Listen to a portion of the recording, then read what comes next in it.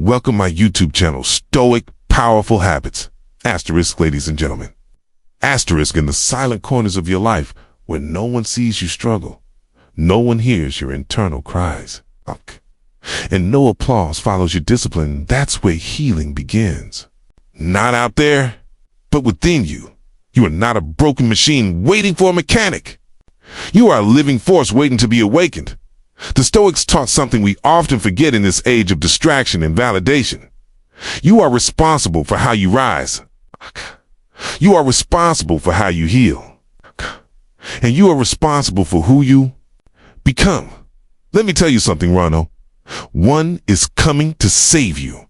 And that's not bad news. That's freedom. Because when you accept full authorship of your healing, something shifts. Your pain stops being a punishment and becomes your teacher. Your wounds stop being shame and become your wisdom. The power of returning to yourself. You spent enough time bleeding for others who would not even notice your scars. You've sacrificed your peace for chaos, your worth for attention, and your time for people who don't even see your soul. But healing begins when you declare, no more. No more giving pieces of yourself to people who wouldn't bleed for. You no more delaying your growth to maintain someone else's comfort. No more waiting to feel enough, because you were always enough. You just needed to believe it long enough for your habits to reflect it. The role of Stoic habits. The Stoic does not chase healing in temples, therapies, or timelines. He builds it into his life with discipline, boundaries, and deep silence. When you wake up early, you declare dominion over distraction. When you journal, you confront your mind like a warrior preparing for war. When you say no, you protect. Your soul, like a king, defends his kingdom. These are not routines. They are rituals of power. Each habit is an act of rebellion against a world that profits from your confusion. Why? Prioritizing yourself is the sense you've ever been told prioritizing. Ourselves is selfish. But in truth, it is the most sacred responsibility you have. Because if your cup is empty, what can you pour into others? If you are fragmented, how can you guide anyone to wholeness? Healing doesn't come from giving more. It comes from giving better. And to give better, you must be centered, healed, disciplined, and sovereign. This is not narcissism. This sacred self-respect. Emotional mastery equals inner peace. There is no healing without emotional control. The Stoics didn't suppress emotions. They observed them. They didn't cry to be saved. They withdrew to become sacred. Every time you react, you give away a piece of your energy. But every time you respond with stillness, you reclaim your throne. The healed man is not loud. He is centered. He doesn't need revenge. He operates with detachment. He doesn't crave validation. He walks with conviction. The moment you prioritize yourself, there's a moment in every person's journey where they choose to either stay wounded or walk toward healing. It happens in the dark. No crowd. No applause. No cheers, just a whisper. Enough. And when you listen to that whisper, you awaken a force no trauma can hold, no person can break, and no memory can bind. That force is you. So, how do you begin? You begin by going inward. Cut the noise, face your shadow, return to breath, observe your patterns, practice detachment, say no without guilt, say yes to your peace. Build habits that reflect your royalty.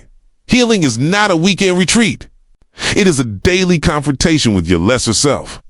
In closing, you are the healer, not the book, not the coach, not the world you. So prioritize yourself not to escape others, but to finally meet the version of you that's been waiting to rise down in silence. He lives. In discipline, he breathes. And in healing, he becomes untouchable. That is the Stoic path. That is the powerful habit. And that is your return. Prioritize yourself because no one can walk this healing path for you. Asterisk to begin. To heal, you must begin to see. Not with the eyes in your head, but with the vision of the inner man, the one who dwells not in the external world of appearances, but in the secret chamber of awareness. All transformation, all restoration, all healing begins with a singular act, the turning inward. And until that turn is made, no medicine, no relationship, no resolution can restore what only inner vision can redeem. There is no disease, no heartbreak, no confusion that is not first born in the realm of thought. Every condition that presents itself to you as brokenness is not an accident or a punishment, but a reflection. What is it reflecting? Only the self. Not the self of personality and surface interactions, but the deep self, the one that imagines, the one that believes, the one that accepts. It is that self which must be reawakened if healing is to be real and not temporary. You may try to escape yourself through distractions by traveling outward, by changing your surroundings, by blaming others, by numbing the ache. But none of these efforts will work, not for long. The ache returns. The pain reappears because its source has not been touched. That source is within you. You are the center of your own experience, and nothing can change outwardly until you change inwardly. So long as you continue to believe that something outside of you must shift for you to feel whole, you are entranced by illusion. The first step then is honesty, and not the kind of honesty that pleases others, but brutal, radiant, relentless honesty with your own consciousness. You must observe what you truly believe, not what you claim to believe. You must notice what you continually imagine about yourself, not what you declare in words. For the law responds not to speech, but to the feeling that dominates your inner state. And if that inner state is polluted with doubt, shame, regret, or self-punishment, no outer solution will be sustained. To heal, you must come face to face with your assumptions. You must ask yourself, what have I believed about me? Have I accepted as normal? The patterns in your relationships, the cycles in your finances, physical conditions in your body, they are all reflections of those deep assumptions. And the glorious truth is, those assumptions can be changed. But they cannot be changed until they are first recognized. You must go into the garden of your mind and see what weeds have grown unattended. And you must take dominion over them, not through force, but through awareness. When a man becomes still, truly still, and turns his gaze inward, he begins to see that every experience, no matter how painful, no matter how long endured, was always a mirror of consciousness. This realization is not to induce guilt. It is to empower. For if it came from you, then it can be changed by you. If the wound was self-created, the healing must be self-directed. And you, not someone else, are the architect of that transformation. Many believe they must wait for time to pass in order to be healed. But time does not heal, only reveals. What heals is change in perception.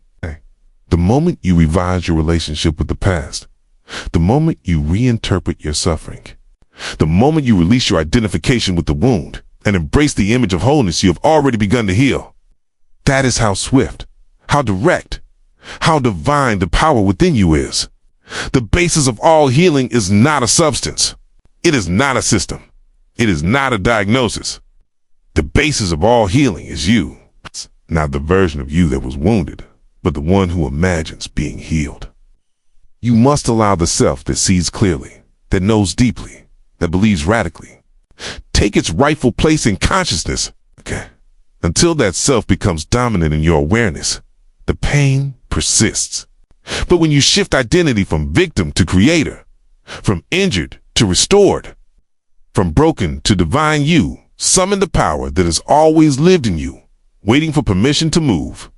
There are no accidents in consciousness. There is no such thing as a random experience. All things are drawn to you by the emotional tone you have accepted as natural. And the healing you seek is no different. It too must be claimed, not begged for, not earned, claimed. In silence, in stillness, in conviction, you assume the state of the healed man. You walk in imagination as if the burden were lifted. You feel the joy as if the wholeness were already complete. And when you persist in that state, the outer world conforms, not because you forced it, but because you align with it. This is why healing begins with prioritizing the self, not from vanity, but from necessity. You cannot give to others what you have not given to yourself. You cannot offer love if you are starving for it. You cannot offer peace if your soul is at war. Therefore, self-prioritization is not selfishness. It is sacred strategy. It is wisdom. It is obedience to truth. To prioritize the self is to make space for the divine within you to act. K. It is to withdraw from the constant distractions and demands of the outer world and say, I will no longer abandon myself for the comfort of others. It is to say, my presence matters. My well-being matters. My alignment matters. Because when you are in alignment with your higher self, you are a beacon of healing for everyone around you. Do not wait for permission to honor yourself. Do not wait for applause to return to center.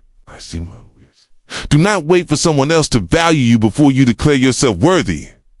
All such waiting is delay. And healing does not live in delay, lives in decision. The moment you decide, deeply and emotionally, that you are worthy of peace, worthy of wellness, worthy of joy, the process begins. In every habit, every thought, every action after that must be measured by this question. Does this reflect my healed identity, or does it drag me back into my old wounds? This work is not easy. It requires devotion, but not to effort. Devotion to stillness, devotion to honesty, devotion to faith in the invisible. You must be more loyal to the version of you that you are becoming than the pain of what you have been. You must withdraw attention from the problem and feed the vision. For what you attend to grows, what you ignore fades. And the world will always reflect the contents of your dominant attention. There is no force greater than the man who assumes his power in silence. No chaos can destroy the one who has reordered his inner world. No past can imprison the one who has revised his self-image. And no injury can remain where love has entered. And love, true love, begins with the self. Not self-flattery, not ego, but deep, unwavering, sacred regard for the being you are becoming. You are not broken. You are not lost. You are not forgotten. You are the very source of your own return. Speak to yourself as the healed man would. Move through your day as the restored man would. Withdraw your energy from what was and invest it fully in what you now choose to be. That is the beginning of all healing. That is the return to center. That is the path of the powerful dot asterisk. The emotions you feel are not accidents, nor are they reactions caused by the world outside you. They are invitations. Every feeling you experience, whether joy, sorrow, rage, or peace, is an inner echo of the assumptions you hold. And until you begin to understand emotion as a creative signal rather than a chaotic force, you remain ruled by what you were meant to master. The man who walks through life without emotional discipline is like a ship, without a rudder, tossed about by every passing wind, unable to direct himself to his chosen port. He feels deeply, but not consciously. He reacts, but does not respond. And as long as he remains in this condition, the external world governs him. He becomes a servant to environment, to mood, to the opinions of others. But the moment he awakens to the truth that emotion is energy shaped by consciousness, he is no longer tossed about, but begins to steer.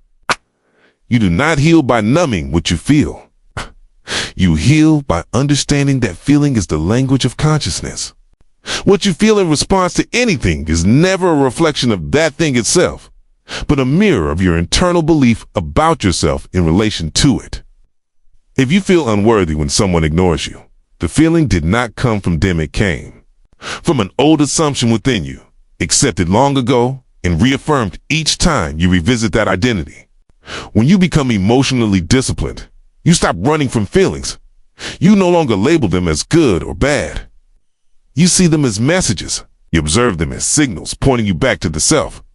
The man who has learned to observe without attaching, to feel without identifying, to experience without losing himself.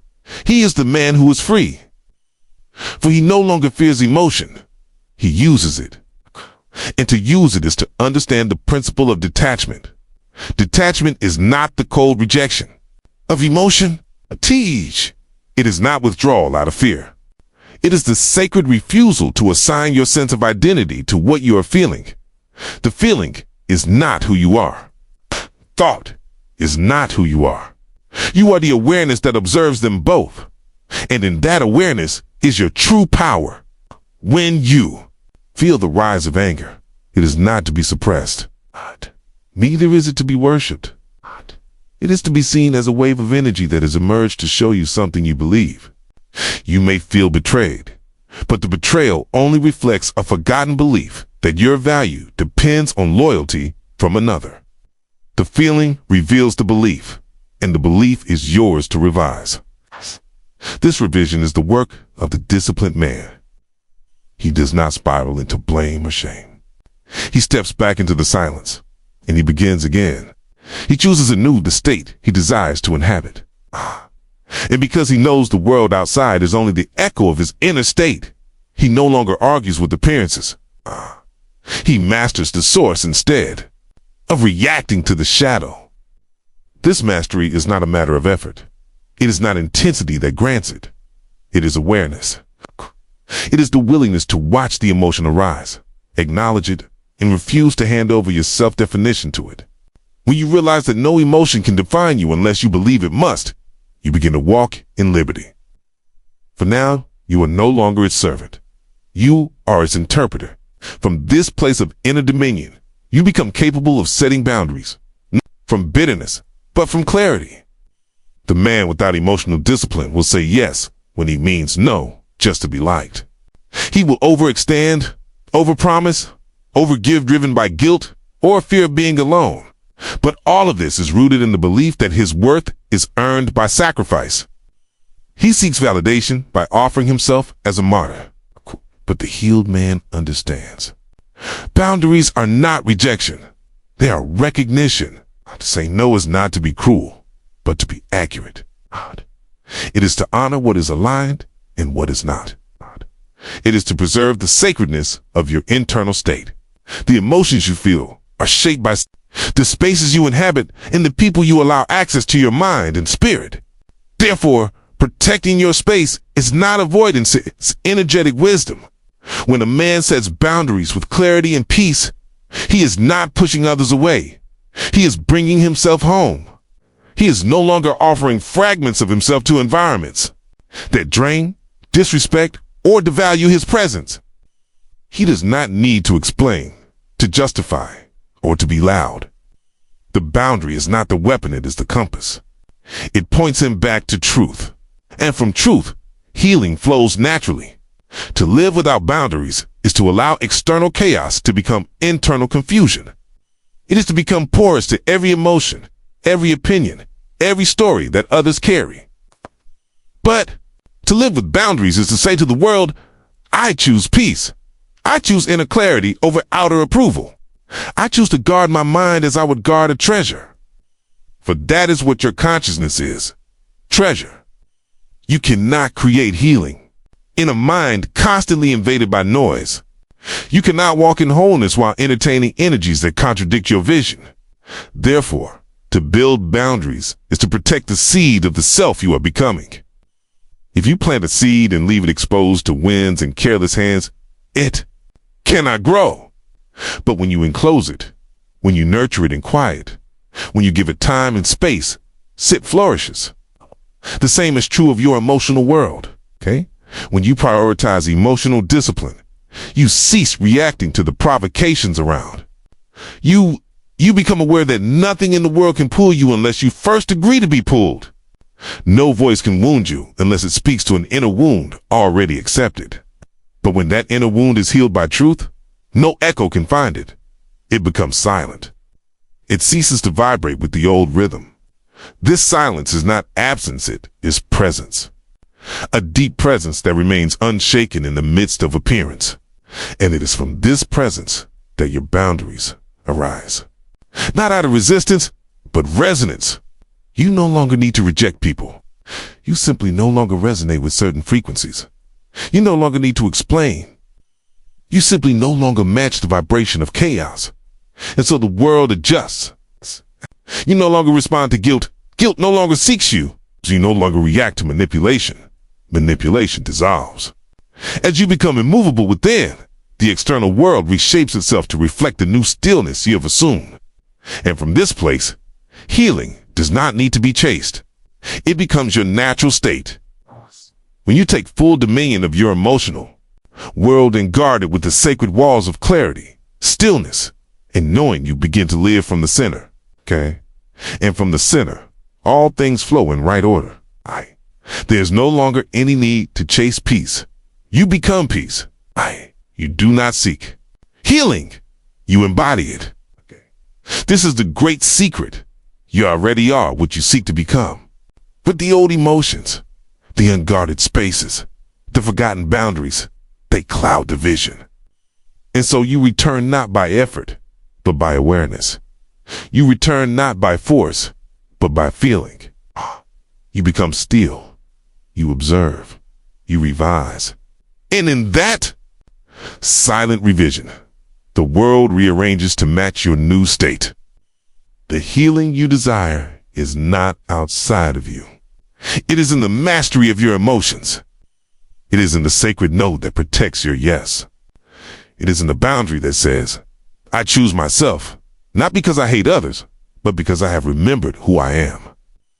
And when you remember who you are, everything not in harmony with that truth falls away, not by demand, but by divine design. Asterisk there. It's a silence not born of emptiness, but of fullness. A stillness not found in sleep, but in awareness, awakened. This stillness is not a break from life, it's life itself. In the modern world, noise has become mistaken for meaning, movement. It's confused for momentum. But the truth reveals itself not in frenzy, but in quiet. You will not hear the truth of your being in the shout or in the storm. You will find it only in the silent sanctuary within, where thought begins to fade and presence becomes real. To retreat into stillness is not laziness, nor is it escape. It is a return to origin. Every man who seeks to heal must first learn to dwell in this inner quietude, for without it, no true transformation can take root. Just as a field must lie fallow before it can be made fertile, so must your mind be still before it can be made clear. And from clarity comes power, not the power to control others, but the power to govern self, to reimagine, to select new states of being consciously. Okay. You do not change your world by reacting to it. Okay. You change your world by withdrawing your attention from its present form and reestablishing your awareness in the invisible. The inner world is the root. Okay. The outer world is the branch. And when you go into stillness, you are not doing nothing. You are doing the most sacred work a man can do, turning the soil of consciousness. You are examining what has taken root in the depths of your being and asking whether it is worthy to remain. Healing does not occur in the tension of striving. It arises when resistance dissolves. In the space where striving ceases, something holy begins to grow. The body does not heal through worry. The soul does not restore through anxiety. Peace is not a reward. It is a natural state that reappears when the interference of fear is removed. But fear speaks loudly, and its voice often mimics urgency. It tells you that unless you act now, unless you fight, fix, force, nothing will change. Yet nothing changes until you become still. In this stillness, you begin to see clearly. You begin to notice how many of your decisions were not your own, but reactions to pain. You observe how the rhythm of your life has been set, not by your deepest knowing, but by the pressure of the world. And in this observation, you reclaim choice. You realize that silence was never the absence of power, was its foundation. One who can remain still in the presence of agitation has remembered something most have forgotten. He has remembered that the world cannot define him unless he allows it. He knows that to respond in stillness is not to be passive, but to be powerful. For in stillness, you separate your true identity from the temporary image presented by circumstance. You stop identifying with the storm and begin identifying with the sky behind it. And this change of identification is what births healing. To be still is to become receptive, not to the world, but to the whisper of your own higher self. Begin to feel again, not with the senses, but with the inner sense. You receive visions, not from fantasy, but from alignment. You begin to imagine not as escape, but as selection. And what you select in stillness becomes what you embody in motion. All doing is the echo of being, and being is shaped in silence. This is why true healing cannot be rushed. For it is not a task, it is a return. A return to the center where all is already well. A return to the self before the conditioning, before the trauma, before the identity of limitation took hold.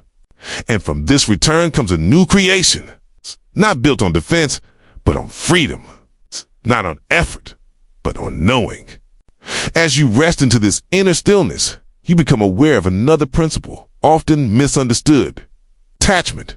Many resist attachment, believing it to be indifference. But detachment is not the denial of love. It's love that has remembered its own power. It is affection free from possession. It is presence unchained by outcome. The attached man clings, hoping to extract from another what he has forgotten he already possesses. The detached man gives, not because he seeks reward, but because he is full. To detach is not to cease caring. It is to cease controlling. It is to withdraw your sense of identity from external forms. Whether that form is a person, a condition, or a story from the past, all attachment carries a silent statement. Without this, I am not enough. And it is that belief, not the attachment itself, that generates suffering. When you become detached, you do not abandon what is beautiful. You stop believing that your wholeness depends on its presence. You bless what comes, and you bless what goes. You no longer demand that the world conform to your preferences. You recognize that your preferences are temporary, but your essence is eternal. And in this recognition, the need to manipulate dissolves. Detachment grants you access to peace in the present. When you no longer require something outside yourself to justify your value, you are free. Free to love without fear. Free to act without desperation. Free to create without anxiety about the result. The man who is detached is never passive. He is precise. His energy is no longer leaking into what he cannot control, and so it is directed fully into what he can. His state of being. This redirection is the beginning of mastery. You begin to understand that healing is not an event, but a movement of awareness from the outer to the inner, from dependence to sovereignty, from entanglement to freedom. And each time you detach from a fear, a person, or a memory that once ruled you, you make space for the real to enter. For the real is never frantic. It does not force. It simply is. As you live in this state, you begin to notice something miraculous. The more you detach, the more life flows. Opportunities come, not because you chase, but because you attract. Relationships deepen, not because you demand, but because you become.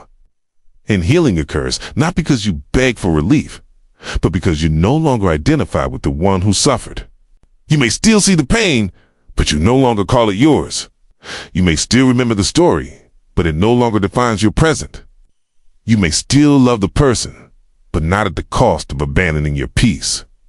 And so you love more purely, because you love from fullness. This fullness cannot be manufactured. It arises from alignment. And alignment is born in a sacred union of stillness and detachment. You become still to feel the truth. You become detached to remain free in that truth. No longer tossed by appearances, you live in the unseen. And from the unseen, you command the seen, not through force, but through faith. In the still and detached man, there is no urgency. There is only certainty. He does not argue with life. He shapes it in silence. He does not defend his worth. He lives it. He does not attach to outcomes. He embodies the end and lets the bridge of incidents unfold. Such a man does not heal in fragments, heals in essence. And the essence of healing is the remembrance of your own divine authorship, that you may revise, release, return, and recreate without asking permission, without apology, without delay. There is a sacred moment in every man's life where he must make a quiet yet resolute choice to turn his attention inward, to withdraw from the expectations of the world, and to return to himself. Not the self that was shaped by applause, nor the self that was formed by rejection, but the deep, infinite self, untouched by opinion, whole before the world ever named him. In that moment, there is no thunder, no applause, no spectacle. But it is the most important decision one can ever make, to finally prioritize the self. To prioritize yourself is not to worship the ego or retreat in arrogance. It is to remember that nothing in your external life can hold its order if your inner life is in disorder. It is to know that all you give, all you create, all you attract must first come from the state you occupy within. You cannot give love while starving. For it, you cannot lead from an identity that has forgotten its own worth. And you cannot build when the foundation of your being is fractured by forgetfulness. The world will always demand that you offer yourself in pieces. It will teach you that your value lies in what you can provide, how much you can endure, how quickly you can respond. But when you live by that rhythm, you become a servant to performance, not a master of presence. You act not from alignment, but from exhaustion. And slowly, silently, you begin to disappear from yourself. You become the idea others need you to be, rather than the reality you came here to remember. To prioritize yourself is to say, with gentle firmness, I no longer betray myself for comfort. I no longer shrink myself to avoid rejection. I no longer place the needs of others above the truth of my own being. This is not cruelty, it's clarity. For when you place yourself at the center, everything else finds its proper orbit. The relationships that belong to you will align. The work that calls you will appear. The peace you've been chasing will emerge, not because it was earned, but because it was remembered. You are not here to prove your worth. You are here to express it. And expression cannot flow from a place of depletion. It flows from fullness. And fullness begins with devotion, not to noise, but to stillness. Not to duty, but to being. To the world, but to the awareness that you are the world reflected. As within, so without. As you assume your rightful place within, life begins to mirror that divine order. It is easy to believe that self-neglect is noble, that the more you pour out, the more valuable you are. But what is poured from an empty vessel carries bitterness, even when disguised as kindness. True generosity is not the act of bleeding, but the art of overflowing. To overflow, you must fill yourself daily. Not once, not during crisis, but consistently. You must guard your mind like a sacred temple and choose your thoughts as carefully as a gardener tends his field. For every thought is a seed, and what you sow will grow not only within, but in your world. To prioritize yourself is not a singular act. It is a way of being. It is the foundation upon which everything else is built. It cannot remain a concept. It must become a pattern, a rhythm, a habit. Because you are not made by what you know. You are made by what you do, consistently, under silence and pressure. Your habits are the living echoes of your beliefs. They are not neutral. They are mirrors. And each one either affirms your sovereignty or denies it. You rise or fall not in moments of grandeur, but in the small hours, in the thoughts you permit. Upon waking, in the way you speak to yourself when no one listens, in the choices you make when comfort tempts and silence calls. Habits are the architecture of the soul. Okay. They shape the state you dwell in. And the state you dwell in becomes the life you live. A man who claims to believe in his own power, yet rises each day in delay, in disorder, in distraction, he is divided. He may speak a vision, but his body repeats the past. And so the world responds, not to his desire, but to his dwelling. What you do daily declares who you believe yourself to be. If your habits are scattered, it is because your identity has not been made whole. But this is not condemnation.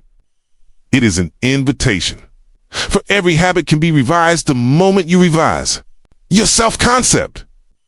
Begin then, not by forcing discipline, but by feeling differently. Assume the mood of the one who values himself. Embody the stillness of the one who walks in clarity.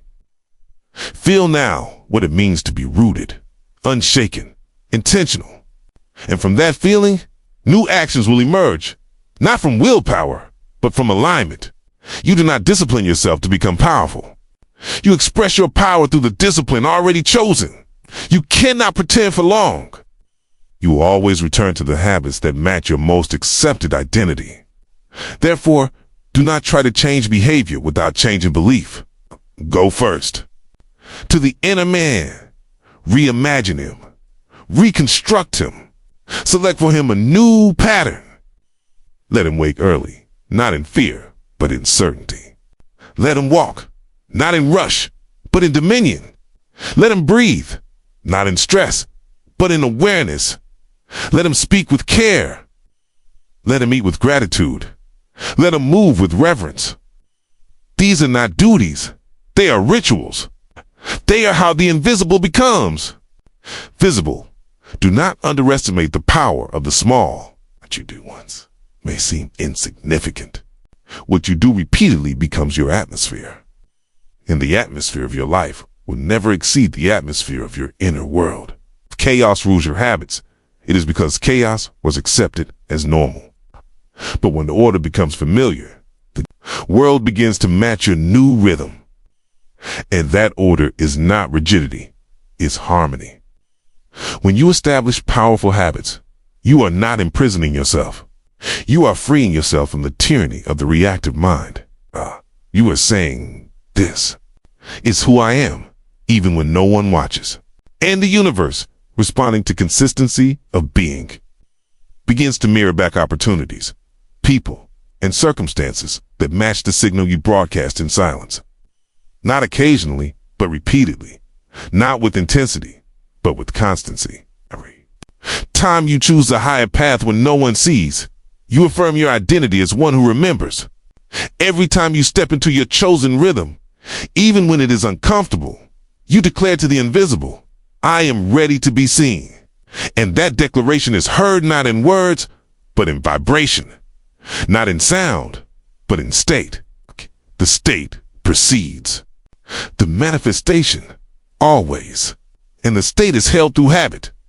You may be tempted to return to the old pattern, and you may slip, but do not dwell there. Return again to the feeling of the man who has already risen. Do not struggle to climb. Assume that you are already there. From this assumed position, you will act differently, and the different action will not be evidence. What you do daily must align with what you have already accepted as true. If you imagine abundance, you must walk with care. If you believe in peace, your morning must reflect order. If you desire strength, your posture must align with dignity. Let everything in your environment match the vision you have claimed.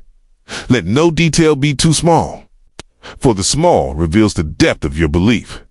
And when belief becomes embodied, it is no longer questioned. It becomes natural. It becomes effortless. It becomes the new normal. That is the goal, not to strive, but to normalize the state once dreamed of. And when it becomes normal within, it becomes inevitable without. Your habits are not merely actions. They are the architecture of what is to come. They are how the unseen becomes visible, how the imagined becomes experienced. Return then to yourself daily, not with pressure, but with reverence. Prioritize not only your schedule, but your state.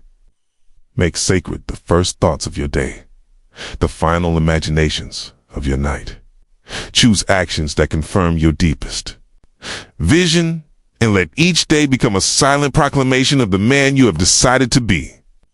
For once the decision is made and the habits are aligned, there is nothing more to chase. There is only the unfolding of the form already accepted. In that unfolding, healing is not found. It is revealed.